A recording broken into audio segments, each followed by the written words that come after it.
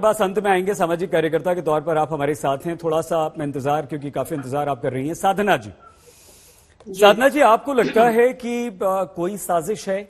उत्तर प्रदेश के चुनाव हैं, लड़की हूं लड़ सकती हूं भी नारा आपकी तरफ से, आपकी नेता की तरफ से दिया गया, प्रियंका गांधी की तरफ से, और ये जो हिजाब का विवाद है, ये एक चुनाव जो विकास पर चल रहा था, चुनाव जो रोजगार पर चल रहा था, किसान पर चल रहा था, कहीं ना कहीं अब आपको भी डर लग रहा है कि ये तो हिंदू मुसलमान हो गया, हिजाब बीच में आ गया, असर पड़ जाएगा? साधना जी, नहीं, देखिए, देश की जनता बहुत समझदार है। उत्तर प्रदेश की और जितने भी राज्यों में चुनाव है, वहां की जनता समझदार है, जनता निर्णय लेगी। लेकिन मैं कहूंगी कि भारतीय लोकतंत्र में हिजाब वाली तो क्या, कोई भी बेटी देश की प्रधानमंत्री बन सकती है।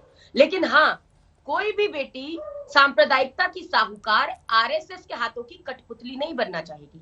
सांप्रदायिकता के साहूकारों की अम्मा जान आरएसएस के हाथों की कठपुतली आज मुझे लगता है ओवैसी जी बने हुए हैं, जो कि महंगाई, बेरोजगारी, महिला उत्पीड़न और विकास जैसी बुनियादी समस्याओं से ध्यान भटकाना चाह रहे हैं और एक असफल प्रयास करते मुझे लगता है नजर आ रहे हैं। दूसरी बात मैं कहूंगी कि देखिए, मेरा और मेरी पार्टी का, कांग्रेस पार्टी का, यह मानना है कि नारी परामर्श में मंत्री, गृह कार्य में दासी, धर्म कार्य में धर्म पत्नी, स्नेह करते हुए माता, विलास में रंभा और पीड़ा में मित्र का स्थान रखती है।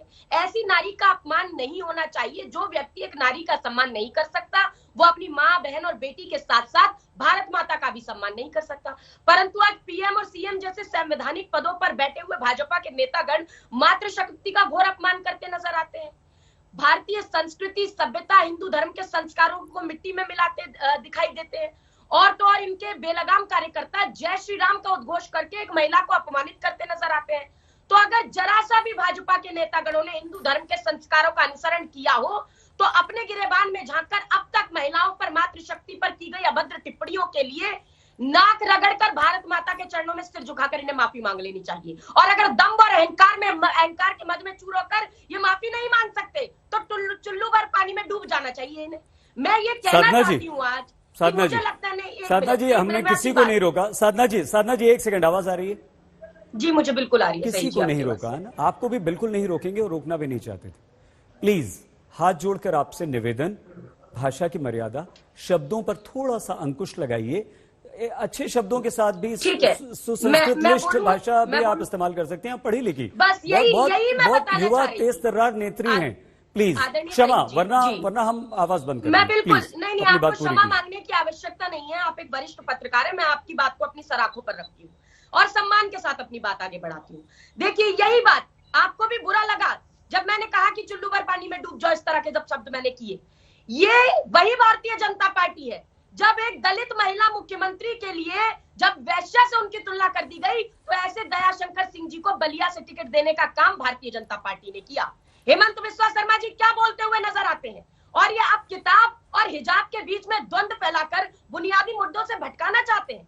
मैं मानती हूँ पूरे आदर और सम्मान के साथ कि हमारे देश के प्रधानमंत्री ने बेटी बचाओ और बेटी पढ़ाओ की बात करते हुए जुबान फिसल गई और बेटी बचाओ बेटी पढ़ाओ कह दिया। लेकिन क्या उस समय जुबान फिसल गई थी जब देश की संसद के अंदर एक महिला सांसद की देश के प्रधानमंत्री ने सुपर्णका से तुलना कर दी थी? क्या उस समय जुबान फिसल गई थी जब बंगाल के चुनावों में एक माननीय महिला मुख्यमंत्री के लिए दीदी ओ दीदी कहकर व्यंग्यात्मक तरीके से डकराया जा रहा था? क्या तब जुबान फिसल गई थी जब मातृशक्ति को जर्सी गाय बता दिया गया देश के प्रधानमंत्री के द्वारा? क्या तब जुबान फिसल गई थी जब 50 करोड़ की गर्लफ्रेंड कह दिया गया प्रधानमंत्री जी के द्वारा? जबान नहीं फिसली थी। ये जो भारतीय जनता पार्टी की अम्मा जान है ना, आरएसएस, उनके महिला विरोधी चेहरे को दिखाया जाए। नहीं, अम्मा जान गलत शब्द है क्या? नहीं, अम्मा जान गलत शब्द है। गलत शब्द है क्या? माता बोलते हैं, देवी बोलते हैं, मैया बोलते हैं, अम्मा जान गलत शब्द है क्या? बिल्कुल नहीं है, मैं तो नहीं मानती। ये अब्बा जान कर रहे थे, गलत शब्द नहीं था ना? सही उकसाते हैं ना साधना। अच्छा, अपनी बात समाप्त कीजिए, ये समय नष्ट होता है, बहुत महत्वपूर्ण समय होता है। एक अभी आपको उत्तर प्रदेश की जनता को आप संबोधित कर सकती हैं, एक शब्द, एक सेकंड जो कीमती है। अच्छा, समाप्त कीजिए, अंबर जी के पास जाएं। बिल्कुल समाप्त करें। दूसरी चीज ये कि कहते हैं हिजाब पर बात कर रहे हैं।